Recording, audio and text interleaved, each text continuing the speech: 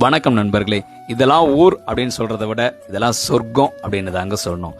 ஏன்னா சொர்க்கங்கிறது இப்படிதான் இருக்குமா அப்படின்னு நினைக்க வைக்கிற அளவுக்கு அந்த அளவுக்கு ரொம்பவே ஒரு மிக மிக மிக மிக அழகான ஊருங்க.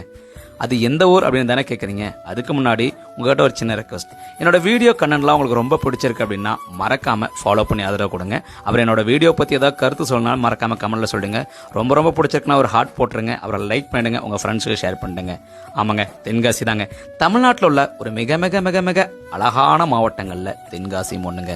அதிலும் இந்த தென்காசி இந்த அக்டோபர் நவம்பர் டிசம்பர் இந்த 3 மாதத்துலையும் தென்காசி இந்த சாரல் மலையோட அவ்வளோ அழகா இருக்குங்க. எங்க பார்த்தாலும் பச்சை பசேல்னு பச்சை எடுத்து தெளிச்ச மாதிரி அவ்வளோ அழகா இருக்குங்க. அதுலேயே மிஸ்ட் இயற்கை அழகு அப்படின்னு சொல்லிட்டு தென்காசி அவ்வளோ அழகா இருக்குங்க. வாழ்க்கையில் ஒரு முறையாவது இந்த தென்காசி மாவட்டம் முழுக்க பயணம் பண்ணுங்க. தென்காசினாவே எல்லாருக்கும் குற்றாலம் மட்டும் தான் ஞாபகம். குற்றாலத்தை தாண்டி இங்கே நிறைய இடம் இருக்குங்க. இது எல்லாமே அவ்வளோ அழகா இருக்குங்க. அதுவும் நீங்கள் பைக்கு கார்லாம் வச்சிருக்கீங்கன்னா மிஸ் பண்ணாமல் கண்டிப்பாக தென்காசி வந்துடுங்க. அப்புறம் மறுபடியும் ஒரு டைம் சொல்கிறேன், என்னோட சேனலை ஃபாலோ பண்ணி